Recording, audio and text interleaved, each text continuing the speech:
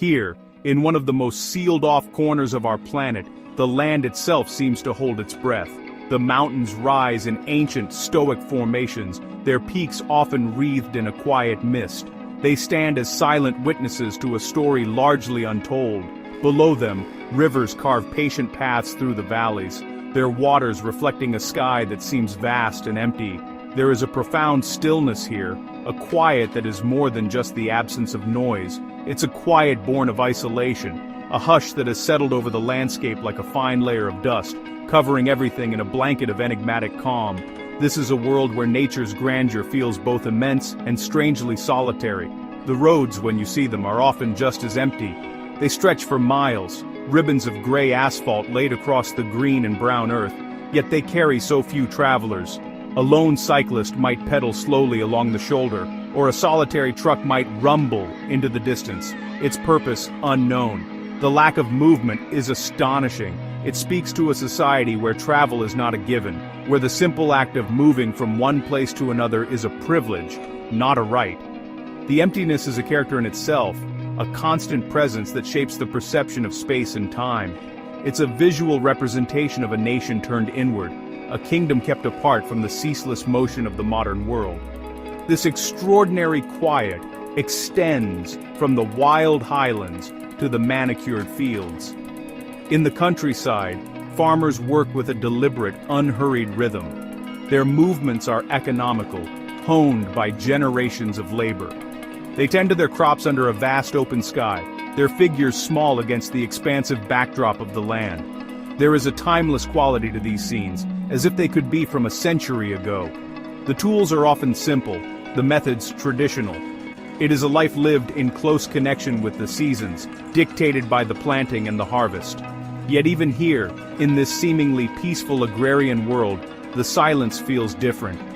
It is a quiet that listens.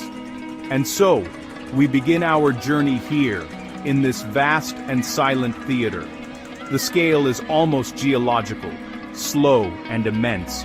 It is a land of profound, stark beauty, a place that has been shielded from the frantic pace of the 21st century. But this isolation is not a natural phenomenon. It is a carefully constructed reality. The stillness is the first clue, the first hint that beneath the surface of this tranquil landscape lies a hidden world. A world of intricate rules, unspoken laws, and human lives shaped by forces as powerful and unyielding as the mountains that guard this silent kingdom. We must tread softly to understand it. As dawn breaks, its pale light first touches the tops of the immense uniform apartment blocks that dominate the cities. A new day begins, not with a chaotic rush, but with a sense of choreographed order. From a distance, one might see lights flicker on in unison, window by window. The city awakens slowly, methodically. On the streets below, the first figures emerge. They are students in crisp uniforms, workers heading to their factories, women carrying baskets to the market. Their pace is steady, their expressions often neutral. There is a shared rhythm to their movements, a collective pulse that beats with a quiet, disciplined energy. This is the start of another day, governed by a familiar and unyielding routine. In the homes, hidden from the public gaze, the morning rituals unfold. A family might gather for a simple meal of rice and kimchi, the conversation sparse. The television, if switched on, will broadcast the state's news, its patriotic music and resolute anchors setting the tone for the hours ahead. Every household is a small stage where the performance of ordinary life takes place, but the script is not entirely their own. The portraits of the nation's leaders hang in a place of honor on the wall. Their gaze is a constant, silent reminder of where loyalty must lie. This private space is a sanctuary, but it is a sanctuary with unseen boundaries, a place where even thoughts must be carefully guarded. Out on the grand boulevards of the capital, the morning commute is a study in conformity. There are no traffic jams as we know them. Instead, electric trams glide along their tracks, filled with silent passengers. Bicycles, the lifeblood of urban transport, move in orderly streams. People walk with purpose, their paths converging on the giant statues and monuments that serve as the city's heart. These are the arteries of a meticulously planned metropolis, designed not just for function, but for spectacle. The sheer scale of the architecture, the vast squares, the towering arches, serves to dwarf the individual, reinforcing a sense of collective identity over personal whim. The individual is a part of a much larger, grander design, and everywhere there is the sound of propaganda. Music blares from loudspeakers mounted on street corners, its soaring melodies and revolutionary lyrics a constant soundtrack to daily life. It is an atmosphere that is both uplifting and oppressive, a perpetual broadcast that leaves no room for silence or contemplation. This is how the day is framed.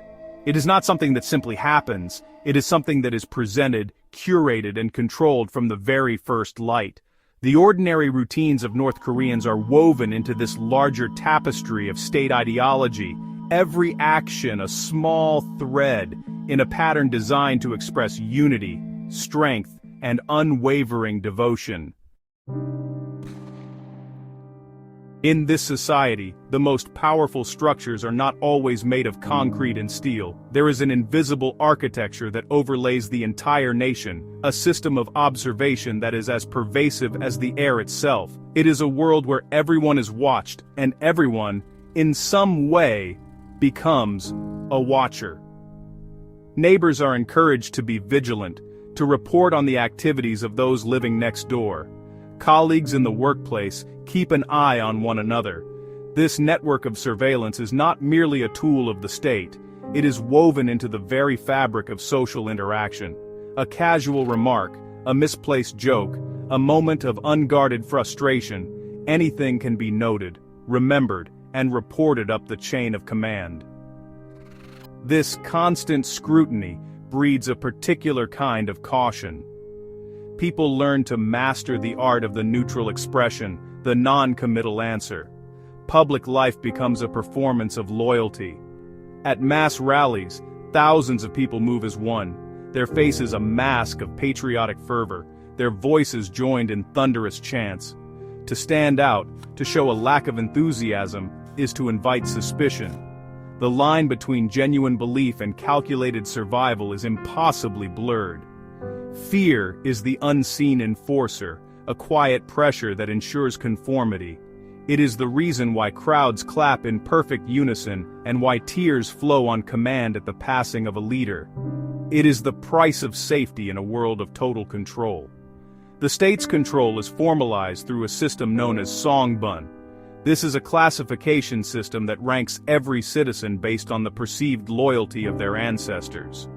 It is a fate determined at birth, an inherited status that dictates one's entire life path.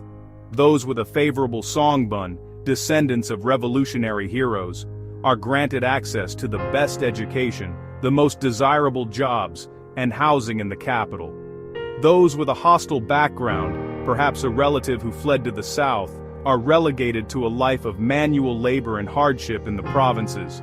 This caste system is the ultimate expression of state control, a way of preordaining destiny and ensuring that the most loyal are rewarded, while the suspect are forever marginalized. This architecture of control extends to every facet of existence. All media is state-run, broadcasting a single, unified message. There is no independent press, no freedom of speech, no right to assemble. To question the official narrative is not just dissent, it is a crime against the state. The government even jams mobile phone signals along the border with China, a desperate attempt to sever the last potential link to the outside world. The goal is to create a perfect echo chamber, a reality so complete and all-encompassing that no other version of the world can penetrate it. It is a system designed to shape not only what people do, but what they are able to think. Human curiosity is a powerful, almost primal instinct. It is the desire to know what lies beyond the horizon, to hear a different story, to see a new face. But in North Korea, this natural impulse is treated as a dangerous transgression. The state has declared war on what it calls reactionary thought and culture. This means that any media from the outside world, a South Korean drama, a Hollywood film, a foreign news broadcast, is strictly forbidden. The simple act of watching a television show that was not produced by the state is considered a serious crime. It is an act of ideological contamination, a betrayal of the carefully constructed reality that the regime works so tirelessly to maintain. Despite the extreme risks, these forbidden stories find their way in. They are smuggled across the border from China, tiny digital files hidden on USB sticks and micro SD cards. These small pieces of plastic and metal are treasures, vessels carrying glimpses of a different universe. They are passed from hand to hand in secret, a silent, illicit trade conducted in whispers and shadows. The portable media players used to watch them, known as notitels, are precious, clandestine devices. They have multiple USB ports and can be charged by a car battery, allowing for private viewing sessions away from the official power grid and the prying eyes of the authorities. For many, these devices are a lifeline to another reality. The punishments for this crime of curiosity are designed to inspire terror. Under a law passed in 2020, anyone caught simply watching a South Korean film can be sentenced to over a decade in a forced labor camp. Those caught distributing the media or organizing group viewings can face the death penalty. The state makes these punishments brutally public. Entire communities, including school children, are sometimes forced to witness public executions by firing squad. The message is clear and unambiguous. This is the fate that awaits those who dare to look beyond the world you have been given. The fear is a cage, intended to lock down the mind as securely as the borders lock down the country. And yet the trade continues. The hunger for these stories is, for some, stronger than the fear of the consequences. For a few hours in the privacy of a darkened room, a person can escape. They can see the neon-lit streets of Seoul, witness the chaotic freedoms of a different society, and fall in love with characters who live and speak in ways that are unimaginable in their own world. It is a temporary, dangerous form of freedom. It is an act of quiet rebellion, a declaration that even in the most controlled environment on Earth, the human spirit will still seek out a world larger than the one it is confined to.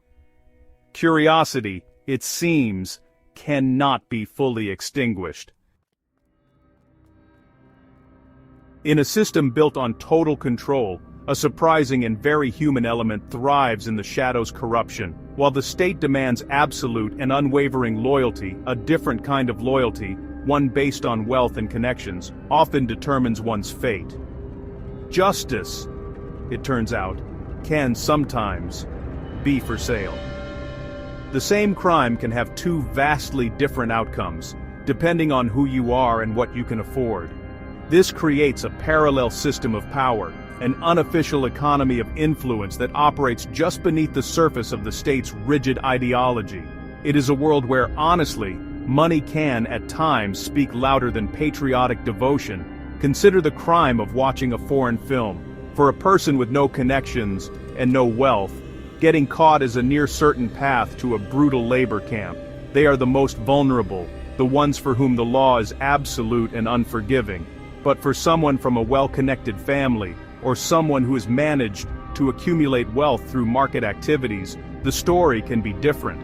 A significant bribe, perhaps equivalent to several years of an official salary, can make a problem disappear.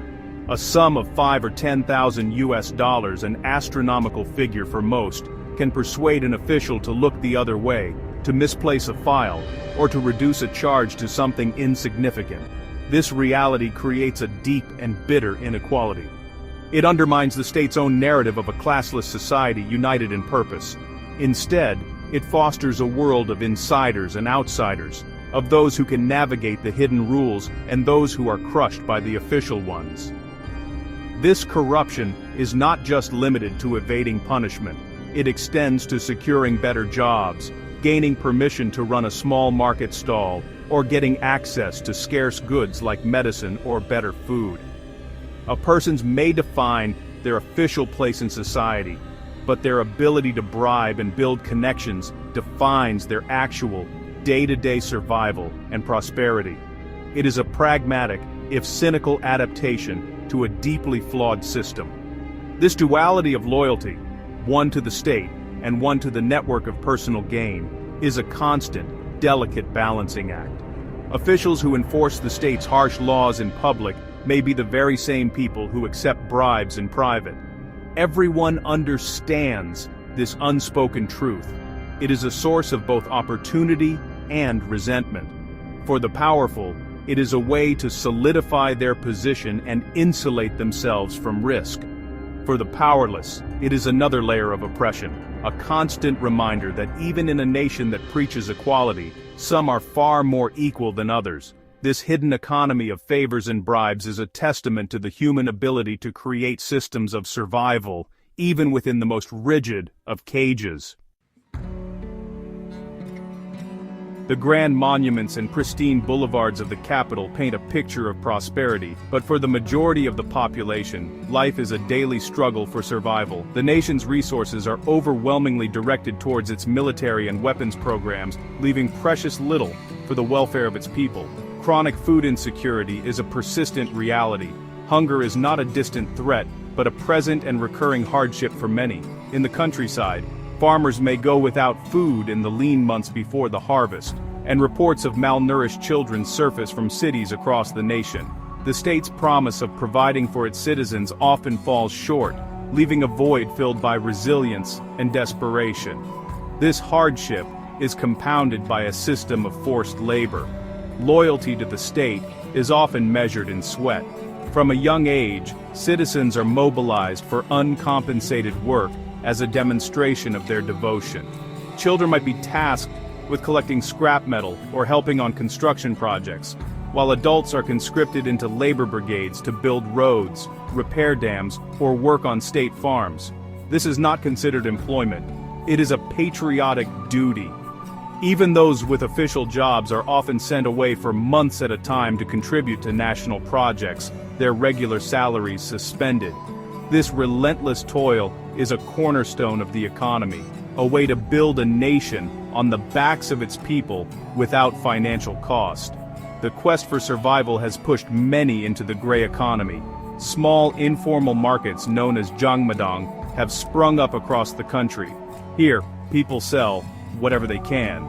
Food grown in small private plots, handmade goods, or items smuggled from China. These markets were once suppressed, but have become a tacitly accepted and essential part of the economy. They are a manifestation of a grassroots capitalism born of necessity. It is in these bustling, chaotic spaces that the true state of the economy is revealed. It is a world away from the official, centrally planned system, a place where individual initiative and the basic laws of supply and demand hold sway. For those seeking a way out, the options are almost non-existent. Freedom of movement is a concept that does not exist here. Citizens need government permission to travel even between provinces inside the country. To leave the country without authorization is the ultimate crime. The borders are sealed and heavily guarded, with soldiers given orders to shoot anyone attempting to cross. The journey is perilous, and the chances of success have dwindled to almost nothing. This makes North Korea not just a nation, but a vast enclosure. The struggle is therefore not just to live, but to live within these unyielding boundaries, to find a way to endure in a world that offers so few exits. In a society where open rebellion is unthinkable, defiance takes on a quieter, more subtle form. It is a ghost in the machine, a flicker of individuality that resists being entirely absorbed into the collective. It is found not in grand protests, but in small, almost invisible acts of personal choice. It might be the way a young woman arranges her hair, subtly mimicking a style seen in a forbidden South Korean drama. It might be the use of slang terms picked up from a smuggled film, a secret code shared between friends that flies just under the radar of the authorities. These are tiny assertions of self, whispers of a world beyond the state's control. The most significant form of this quiet defiance is the continued consumption of foreign media. Every time a person gathers with trusted family or friends to watch a movie on a hidden note-tell, they are participating in a silent rebellion. It is an act of immense risk. undertaken for the simple reward of experiencing a different narrative. It is a choice to temporarily inhabit a world of romance, freedom, and consumer choice that is the antithesis of their daily reality. This shared secret builds powerful bonds of trust and solidarity. It creates a small, hidden community of people who know that the world is larger and more complex than they are told, a community bound by a shared, dangerous secret. Humor, too, can be a tool of defiance. Jokes told in private, mocking the rigidities of the system or the absurdities of propaganda, are a way of reclaiming a small measure of mental freedom.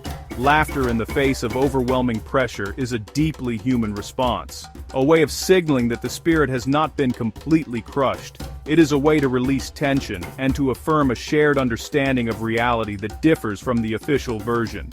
A well-timed whispered joke can be a more powerful act of resistance than a shouted slogan, for it proves that the state's control over the mind is not, and can never be, absolute. These acts are not intended to overthrow the government. They are strategies for psychological survival.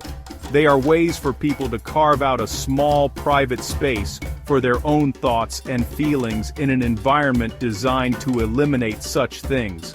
It is the man who tinkers with a radio, hoping to catch a faint signal from across the border. It is the woman who secretly practices a dance she saw in a film.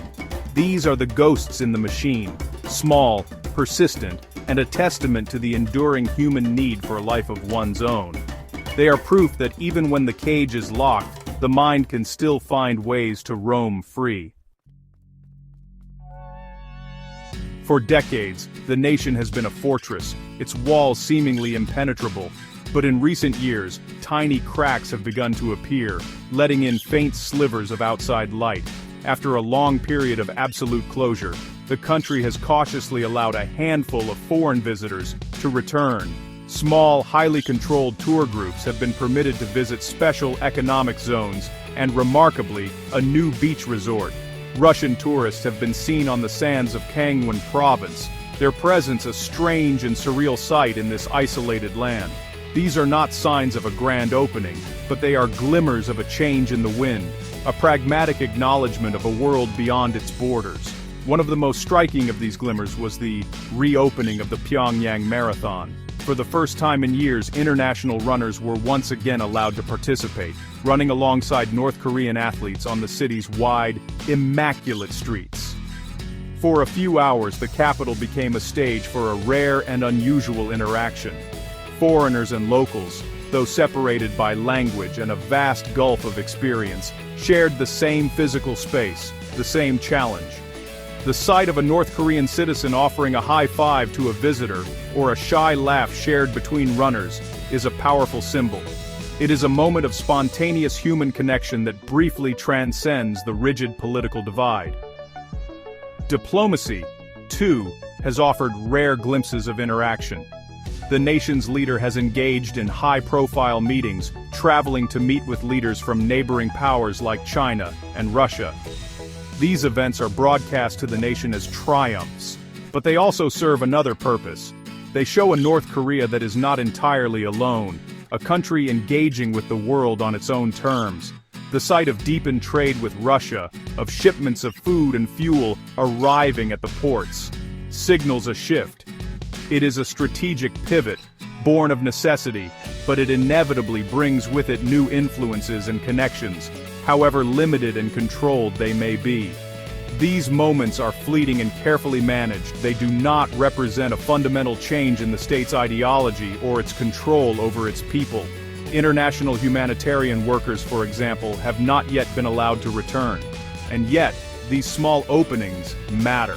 A snatch of foreign music drifting across a beach, a conversation between athletes on a marathon course, a new product appearing in a market. Each is a small seed of change planted in tightly controlled soil. They are reminders that no wall is ever truly permanent, and that the forces of global connection, however faint, are always pressing at the gates. As we draw back from this enigmatic land, we are left with a profound sense of awe. It is an awe born of paradox. We see a nation held in the grip of an extraordinary system of control, a place where life is circumscribed by fear and hardship. The shadow of the state looms over every aspect of existence, from the grand political theater to the most intimate moments of family life. The weight of this shadow is immense, a force that has shaped the lives of millions for generations. It is a world that from the outside can seem bleak, a monochrome landscape of conformity and obedience. And yet, that is not the whole story. For within that shadow, we find an astonishing testament to the resilience of the human spirit. It is a spirit that refuses to be entirely extinguished. It flickers in the secret sharing of a forbidden story, in the quiet laughter at a whispered joke, in the fierce determination to provide for one's family through a private market stall. It is the profound human instinct to seek connection, to find joy, and to maintain a sense of self in the face of overwhelming pressure to disappear into the collective. This is not the resilience of heroes in a grand drama, but the quiet, stubborn resilience of ordinary people navigating an extraordinary world. The faces of the people hold this story. In the eyes of an elderly farmer, one can see a lifetime of toil and hardship, but also a deep, quiet dignity. In the shy smile of a child, there is a universal innocence that politics cannot touch. In the guarded expressions of city dwellers, there is a hint of dreams and desires that remain unspoken. These are not the one-dimensional figures of propaganda, but complex individuals, each with a rich inner life. They love their families, they worry about the future, and they find ways to hope, even when hope seems a scarce commodity. Their endurance is the nation's most powerful and most hidden truth. Ultimately, North Korea remains a place of deep mystery. We see only glimpses, fragments of a much larger and more complex picture. The future of this sealed nation and its 26 million people is uncertain. But what is certain is the strength of the human heart. It is the ability to endure, to adapt, to find light in the darkest of corners, and to hold on to one's humanity against all odds.